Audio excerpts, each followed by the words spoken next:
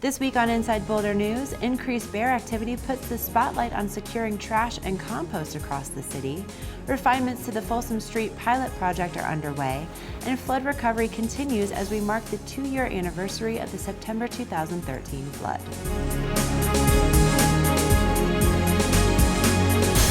Welcome to Inside Boulder News. I'm Ashley Prill. A recent increase in bear activity across the city means securing trash and compost is more important than ever.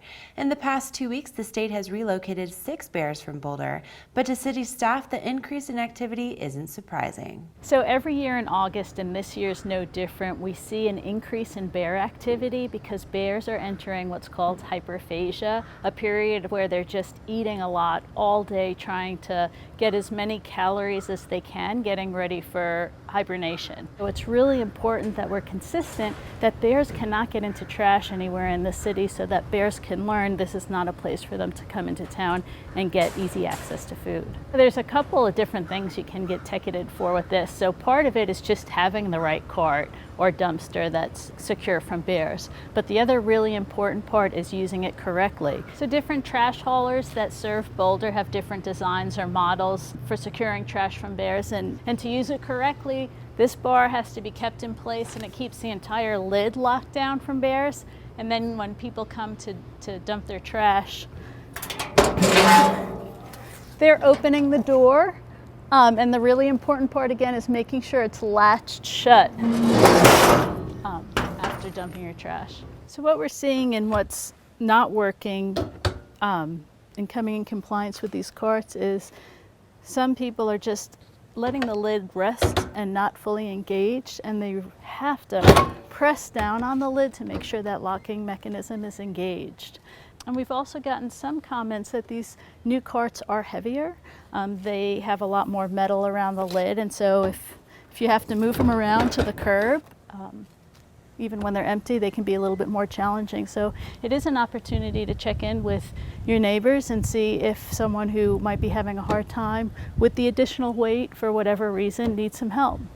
To help the city understand and track bear behavior, report any bear sightings at boulderwildlifeplan.net or contact Valerie Matheson directly at 303-441-3004.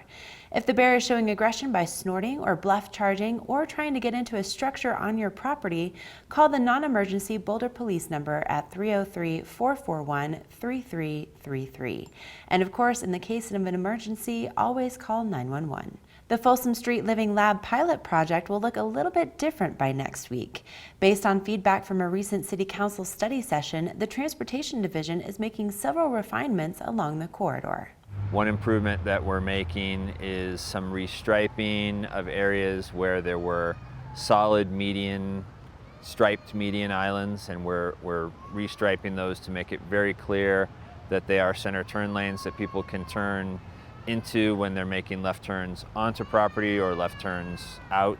We've also identified a number of bollards that we think that can be removed. Will make it much easier for vehicles to pull to the side of the road in the event of an emergency response. And so there's about 200 bollards that we've identified for removal. And then lastly, there are some traffic signal improvements. Once these improvements are made, we should be able very quickly to see if there were any immediate changes, and then of course over the next couple of weeks any more long-term changes. Hopefully we will see decreases in congestion, increases in travel time, no increase in crashes, possibly even a safer condition. That's obviously what we're shooting for. Throughout September and October, community members are invited to attend walk, bike, or drive audits of Folsom Street and share their observations, which will be included in the Living Lab evaluation. The scheduled dates, times, and locations of the audits, along with evaluation criteria, data, and staff contact information, can be found at boulderlivinglab.net. As we pass the 2-year anniversary of the September 2013 flood recovery is still a top priority in the city of Boulder. Whether it's helping residents and businesses to get assistance, restoring city infrastructure, or pursuing recovery resources, the city continues to focus on recovery and resilience.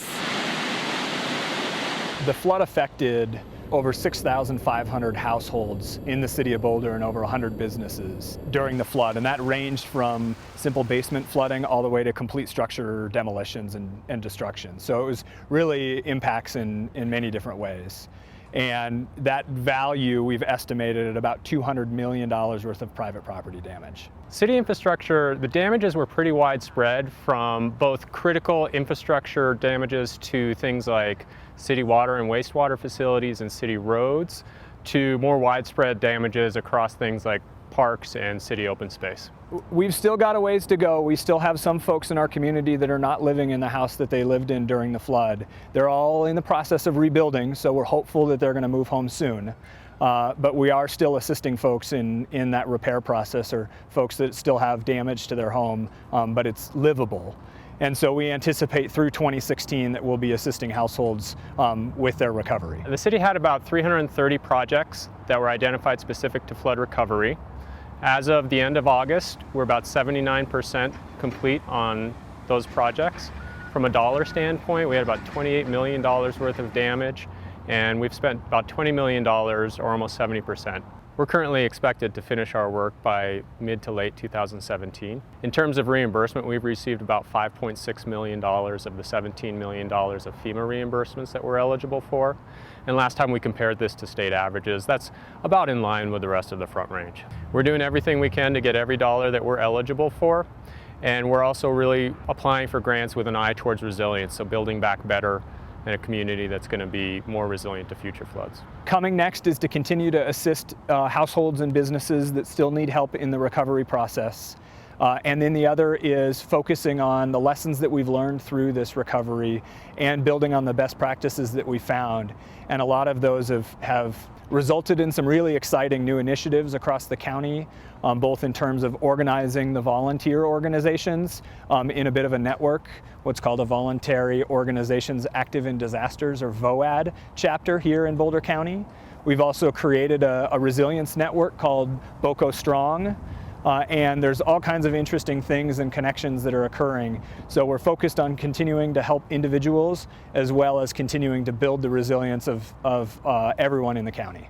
On Wednesday, September 16th at REI, the city will host a free seminar on how to reduce flooding risks in your home. Learn about sewer backups, sump pumps, and other private resident flood mitigation tips. To register for the event or to learn more about flood recovery and resilience, visit boulderfloodinfo.net. Coming up September 19th and 20th, the Boulder Public Library will host the Jaipur Literature Festival. The festival combines literature, author talks, panel discussions, music, and culture to showcase South Asia's unique literary heritage. Come and see amazing authors like An Chi Min, Peter Heller, Helen Thorpe, and 100 other authors. Engage in conversation about many different topics that are important in our lives, anything from fracking and politics and arts and the way that we share ideas and experience the world. This is a family-friendly event. There's a whole stream for kids and teens, and we invite families and adults, people of all ages, to come to this event. JLF at Boulder is free, but you do need to register. To gain access to some of the events, you'll need to have your wristband or hang tag.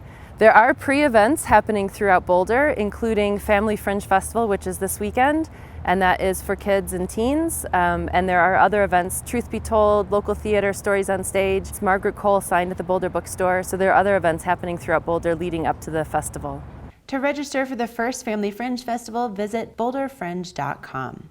For more information about the Jaipur Literature Festival and to register for free, visit jaipurliteratureFestival.org/Boulder. Pollinator Appreciation Month continues with free activities for the whole family. Each Thursday, the Be Boulder film series shows what each of us can do to make our city a haven for pollinators and other wildlife. On September 17th, adults are invited to watch Call of Life, Facing the Mass Extinction, which will be followed by a panel of researchers studying the decline of different species who will share their work and perspectives and discuss potential solutions. For the kids, special pollinator-themed story times continue at each of the library branches across the city.